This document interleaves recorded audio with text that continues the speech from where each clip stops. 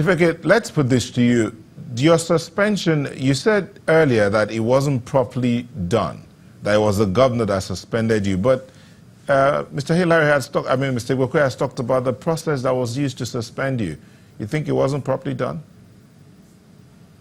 My dear, it was a kangaroo suspension because, one, the constitution of the party, for any chairman of the party to be suspended, is not even suspended, it's a process. The process starts from a meeting I called. And my brother, Honorable Igbokwe, said that the status quo is 30 in number, and that he had 32. 22. He had 22. That is why I say that Honorable Igbokwe is not the best person to address this issue. One, he doesn't even know the number. He doesn't even know the number of the status quo. I take exception to that. He to doesn't know. Even the state working committee of the party. This is the party's constitution, and this is the Can you allow me membership finish of the now? state executive, and it's clearly stated here. It is 30. It is 30. Can you read it out? Can you read out? Let me see. This is it. I don't have to. Let me teach you what you don't know. This is it. This is it. 30. 30. No, let me tell you. Executive committee. Let me tell you. Of the his 30. In that your constitution, what you are counting the 1, 2, 3 as it is written there. In some places, in some of those things, you have people that are 12 in their block. If you say 1, these members, if you count those members, some are up to 12, some are 54. That is why I say, go through your constitution. You will see that the composition of the state executive of the party in Imo State is not what you are saying. So let's by the way. What I'm saying is that my suspension will start from a meeting I call. The constitution says I will call the meeting and I will be present. Somebody will move the motion. After that, it will move to the zonal office of the party. From the zonal to the National Working Committee, from the National Working Committee to the National Executive Committee of the party. That is the process of suspending the state chairman. So did you call the meeting? They don't know. Did you call the meeting? You are suspending somebody. Mr. Eke, did you call the meeting? For 4 years, bought his forms to contest his election, and at that juncture, you are suspending him. I don't want to go through that.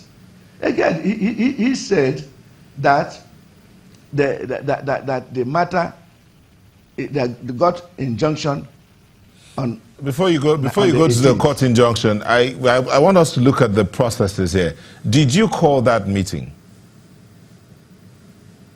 That it is. At what time? So the time he got the injunction from the court on Friday, the election was to take place on Saturday. And he said he served the legal advisor of the party when the state office was set on fire. You have not answered my question, Chief Igbokwe. By that Friday, he said he got injunction. There was nobody in the office. Okay. Chief Eke, did you call that meeting at which you were supposedly suspended? My dear, even at that day of their suspension, I was in Abuja for a national meeting. Okay, so that's one process that you say. You say that's one process that was not properly done. But there's something else you said earlier. My deputy chairman, who could act in my absence, was not part of what they did. Okay. Chief Eke, we're running out of time, so let me ask this question. You said earlier that you spent 21 days in prison because of fake documents. Can you explain that? You see, these people are fond of parading fake documents. Like, they will say, they have done this, they have done, they will show you documents. When you now investigate, I said, go and investigate his documents. Do you know that the former commissioner of police, when the Congress committee for these elections came to him, the court injunction that he has, we have a copy of that court injunction. And you're saying that court injunction is not true because you haven't investigated it? Pardon? I said the court injunction that Mr. Igbokwe showed you, you said it's not true because you have not investigated it. We have a copy of it and we've looked at it. It's all signed and stamped and all that. You say it's not true? No, what I'm saying, sir, is that he said that they got this injunction on the 18th. I said, on that 18th, what time? Because 18th should be on a Friday. What date? And what time did he serve the national? And what time did he serve the state? Even myself, by that 18th, I was still in Abuja.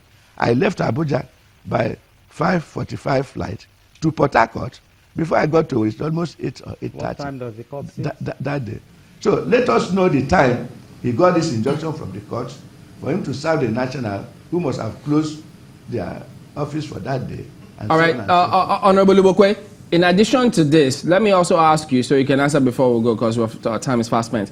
If there was a court order on the 18th, as you say, how come that on the 22nd, there was an installation of what you refer to as an acting chairman of APC in Imo State, in the name of Mr. Chris Ogwoma, as a result of the suspension of Chief Eke?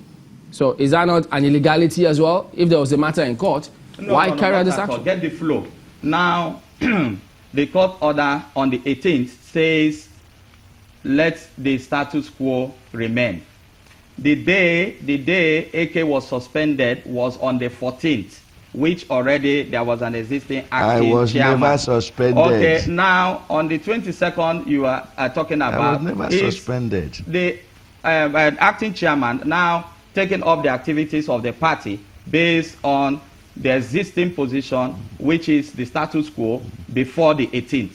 And now on the issue he raised about his worry is the order was gotten on the 18th, and how could it be served on? I don't know whether he's now a judicial officer. I will know the courts and the time the courts resume. The matter is in court. In the 9 o'clock, and at the time the order was given, and remember it was an ex parte, and at the time the order was given, the order was rolled out, and the bailiff had to move to serve, which we have time. Honorable, I'm going to interject. Honorable, I'm going to interject here. Okay. Dr. Ike, so, by your own admission, Dr. Ike, you've said that, of course, this is an ongoing matter in the court.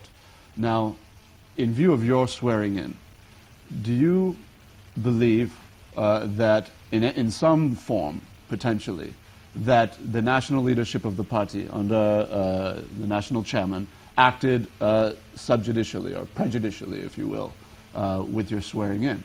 No, my swearing in was in order. So in your view, there's absolutely no problem, there's nothing standing in the way? No, well, nothing. In one breath, he's saying that he's aware there was a court matter.